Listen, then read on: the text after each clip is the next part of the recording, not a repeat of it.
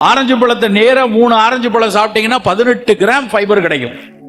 அதே 3 ஆரஞ்சு பழத்தை பிழிஞ்சு ஜூஸ் எடுத்து ஃபில்டர் பண்ணி அந்த ஜூஸை குடிச்சேன்னா வெறும் 4 கிராம் தான் கிடைக்கும் ஃபைபர். ஒரு நாளைக்கு தேவை 21 கிராம் ஃபைபர் 3 ஆரஞ்சுல கிடைச்சிடும். அந்த ஆரஞ்சு வேணாலும் கமலா ஆரஞ்சு வாங்கி சாப்பிடணும்.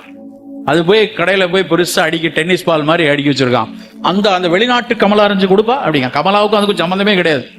அது ஒரு மெரிடியன் ஃப்ரூட். அது எலுமிச்சை பழத்துக்கும் திராட்சைக்கும் இடையில பிறந்தது. அது அதை போய் நம்ம அதை வாங்கக்கூடிய அது வெளிநாட்டுல காலையில அவங்க அந்த சாவர் ஜூஸ் குடிக்கிறது பழக்கம்.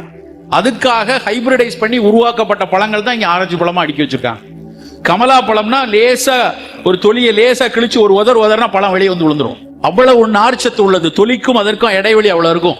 அந்த பழம் 3 பழம் சாப்பிட்டா அது உடலுக்கு நல்லது. சளி பிடிக்காதவங்க, ஆஸ்துமா தொந்தரவு இல்லாதவங்க அதை எடுத்துட்டு போகலாம். ஆனா அந்த பழம் எங்கேயாவது ஓரமா விலை குறைவான இடத்துல இருக்கும். திராட்சைனா போய் இப்ப சீட்லெஸ் கிரேப்ஸ் இருக்காப்பா. அது அமெரிக்கால இருந்து கலிபோர்னியால இருந்து ஒரு கிரேப்ஸ் தான் 250 ரூபா அரை கிலோ. அதைத்தான் போய் வாங்குறது. ஏன்னா அது வெளிநாட்டுல இருந்து வருது இல்ல. ஆனா இவன் என்ன பண்றான் தெரியுமா? உலகத்துல மிக அதிக அளவுல வணிகம் செய்யப்படக்கூடிய மூலிகை பொருள் திராட்சையில இருக்க விதை. நம்ம பன்னீர் திராட்சையில இருக்கு, திட்டுக்கல்ல இருந்து வரும். 60 ரூபா தான். ஆனா இது வரைக்கும் நான் எந்த கடையிலயும் அந்த பன்னீர் திராட்சைய மேல பார்த்ததே இல்ல, கீழே தான் பார்க்கணும். எங்கேயாவது ஓரமா கூடையில வச்சிருப்பான், போடா போய் எடுத்துட்டு போட்டு. ஆனா அந்த பன்னீர் திராட்சை விதையோட சாப்பிடணும். ஆனா நம்ம வீட்டுல என்ன சொல்லி கொடுத்துருக்காங்க? அதை துப்பிடுறா, அப்புறம் உள்ள இருந்து செடி வளர்ந்துரும். பயங்கரமான அறிவாளிகள். அதனால திராட்சை தைக்கும் போது துப்பி துப்பி சாப்பிட்டு விதை இல்லாத திராட்சையை வாங்க ஆரம்பிச்சிட்டான். நண்பர்களே, உடலுக்கு ஆரோக்கியம் வேணும்னா கமலா ஆரஞ்சு, உள்ளூர் ஆரஞ்சு, அந்த விதையுள்ள திராட்சை அது போது நமக்கு. இருக்கிறதுலே சிறந்த பழங்கள்ல ஒண்ணு வாழைப்பழம். என்னைக்கு கவுண்டமணியும் சேர்ந்திலும் அப்படி அடிச்சுக்கிட்டாங்களோ அதுக்கப்புறம் வாழைப்பழத்துக்கு மேல மரியாதையே போயிடுச்சு. பல வீட்டுல அது பத்தி ஸ்டாண்டா மட்டும் தான் பயன்படுது. சாமி கும்பிடும்போது வச்சு 2 பத்தியை வச்சுட்டு அப்புறம் அதை அழுகிட்டு இருக்கும். யாராவது ஒருத்தங்க வீட்டுக்கு போய் பார்க்க போகும்போது ஒரு நல்ல ஒரு சீப்பு வாழைப்பழம் வாங்கிட்டு போங்களேன். வந்துட்டாங்க, வாழைப்பழத்தோட வேற வழியே இல்லையா அப்படிப்பான். அந்த காலத்துல எங்க வீட்டுக்கு வாழைப்பழத்தை தார்ல தூக்கிட்டு வந்தா அதெல்லாம் இன்னும் கண்ணுக்குள்ளே இருக்கு. தார்ல ஒரு தார் வாழைப்பழம் வாங்கிட்டு வருவாங்க. அப்படியே வாழைப்பழத்தை மட்டும் யோசிச்சு பார்த்தா நம்ம ஊர் களியக்காவலையில தென் தமிழ்நாட்டினுடைய ஒட்டுல இருந்து இந்த பக்கம் தர்மபுரி ஒசூர் வரைக்கும் பாத்தீங்கன்னா எத்தனை வெரைட்டி வாழைப்பழம் இருக்கு. களியக்காவலை பக்கத்துல செவ்வாழை கிடைக்கும், நேந்திரன் வாழை கிடைக்கும். பெண்களுக்கு குதிகால வரக்கூடிய வலிக்கு அந்த செவ்வாழை மிகச்சிறந்தது. பிள்ளை வெயிட் போட மாட்டேங்குதான், நேந்திரன் வாழை சிறப்பானது. திருநெல்வேலி பக்கத்துல நாட்டுப்பழம்னு இருக்கும், இங்க முந்தன் வாழைன்னு சொல்றாங்க. நார் நிறைய இருக்கும். தொலியை உரிச்சா தொலி வந்துருச்சான்னு தெரியாது, அவ்வளவு நார் ஒட்டி இருக்கும். அந்த நார் உள்ள வாழைப்பழம் மூல நோய்க்கு நல்லது, மலச்சிக்கலுக்கு நல்லது, பௌத்திரம் வராது.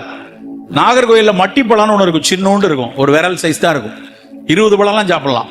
ஆனா அந்த மட்டிப்பழம் குழந்தை அந்த வீனிங் பீரியட்ல கொடுக்கக்கூடிய பழம். அப்படியே இந்த பக்கம் திருச்சியில வந்தீங்கன்னா மோரிஸ் வாழைப்பழம் இருக்கும், பச்சை கலர்ல இருக்கு. பெண்களுக்கு வெள்ளைப்படுதலுக்கும் குடல் புண்களுக்கும் நல்லது, குளிர்ச்சி.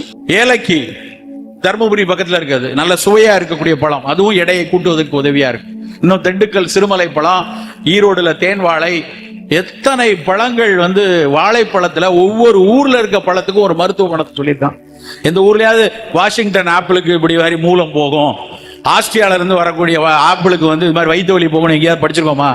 ஆனா நம் தமிழ் சமூகம் இவ்வளவு பழங்களை அடையாளம் காட்டி இருக்கு. நம்ம அதெல்லாம் விட்டுட்டு நான் ஒன்லி கிவி தான்ப்பா சாப்பிடுவேன், நியூசிலாந்துல இருந்து கிவி 60 ரூபா கொடுத்து ஒண்ணு வாங்குவேன். எதுக்கு? நம்ம ஊர்ல நெல்லிக்காயில இருக்காத விட்டமின் சி அந்த கிவியில இருக்கு. எங்க வீட்டுல ஒன்லி சின்ன பிள்ளைங்கலாம் ஸ்ட்ராபெரி தான் சாப்பிடுங்கிற. நாம பழக்கி வச்சிருக்கோம் நம்முடைய பணத்தை, நம்முடைய பெருமிதத்தை, நம்முடைய நான் என்னால் வாங்க முடியும் என்று நினைத்து இந்த வெளிநாட்டு பழங்களை அறிமுகப்படுத்துறோம். அந்த பிள்ளை பிறக்கும் போது பிரெயின்ல லோடாகி வரல, ஸ்ட்ராபெரி பிடிக்கும், ராஸ்பெரி பிடிக்கும்னு. நம்ம ஊர் நவ்வாப்பழத்தை வாங்கி கொடுப்போம், நம்ம ஊர் நெல்லிக்காயை கொடுப்போம். உள்ளூர் பழங்கள் உசத்தி நண்பர்களே. உள்ளூர்ல விளையிற தானியம், உள்ளூர்ல விளையிற பழங்கள், உள்ளூரில் இருக்கக்கூடிய எண்ணெய்கள் பாதுகாப்பானது. அதுல ரசாயன கெமிக்கல் இல்லாம முடிந்த வரைக்கும் நாமே நேரடியாக விவசாயிகள்கிட்ட இருந்து இது மாதிரி ரசாயனங்கள் கலப்பு இல்லாத போட்டு தாப்பா கூடுதல் விலை கொடுத்து நாங்க வாங்கிக்கிறோம்னு விவசாயம் செய்யாத நண்பர்கள் அப்படி வாங்கிப்போம். நம்மால் முடியும், நம்ம தோட்டத்துல ஒரு நல்ல ஒரு மாடி தோட்டம் போட்டுக்க முடியும், நம்மளால பின்னாடி கீரை செடி வைத்துக் கொள்ள முடியும்னா நேரடியா நாமளே அப்படி எடுத்துக்கொள்ளலாம். இப்படியாக திட்டமிட்டு தான் நம்முடைய உடலை செதுக்க வேண்டிய கட்டாயத்தில் இருக்கிறது.